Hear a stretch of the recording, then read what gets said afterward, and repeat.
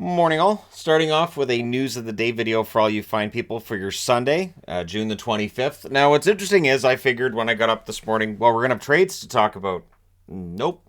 Though we do have things to talk about that are trade related. I'll start off by talking about the Coyotes here. They signed Connor Ingram to a 3-year extension worth $1.95 million per season. Ingram, of course, had a good year last year for the Coyotes, and it makes some sense that they'll have him and Vejmelka in net again. I do expect the Coyotes to be better this coming season than they were last season, but we'll see what ends up happening this summer and who else they end up adding. So getting into the trade talks, Torrey Krug. Torrey Krug is leaning towards, according to Elliot Friedman, not waiving his no-trade clause, and there are some that are really angry about it. There are fans that think that players shouldn't be able to do that, but that's why those no trade and no movement clauses exist. I remember when Torrey Krug signed there, that one of the reasons he signed there was that no trade clause that now he's not waiving. And that's why it's there. So as a general manager, you sit down, you try to talk a guy into signing maybe for a little bit less than he's going to get somewhere else. And you say, all right, I can't offer you the, say, $6 million that Philly's offering you, but I'll offer you 5.5, and then we'll give you a no trade clause so you're not going anywhere. You can have job security, you can buy a house, enroll your kids in school, and you never need to worry about anything. And then less than halfway through the contract, that GM then comes back to you and says, listen, that deal we made, do you mind if I trade you out? I don't blame a player for saying no. So one of the speculations that's out there is that maybe he ends up getting flipped by the Flyers to someone else, but he'd have to waive to go to Philadelphia first. So the idea that, well, he's just going to get flipped again anyways, maybe Philadelphia is willing to move him, but he has to waive to go to Philly first, and right now he's leaning towards, nah. I know that I got a Torrey Krug Blues jersey when he got there because I thought, yeah, well, Krug's going to be there for a long time. Look, he just signed that 7-year deal. Now it appears that time is over.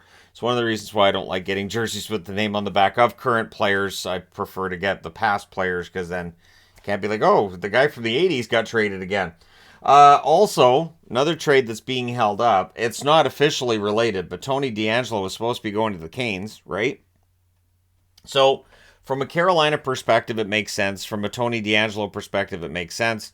DeAngelo was much better in Carolina than he was in Philadelphia, and therefore moving him back to Carolina, I think that would be the right move for both parties. But according to Pierre LeBrun, that trade hit a snag last night, so now that's off right now, and we'll see whether or not those talks recommence.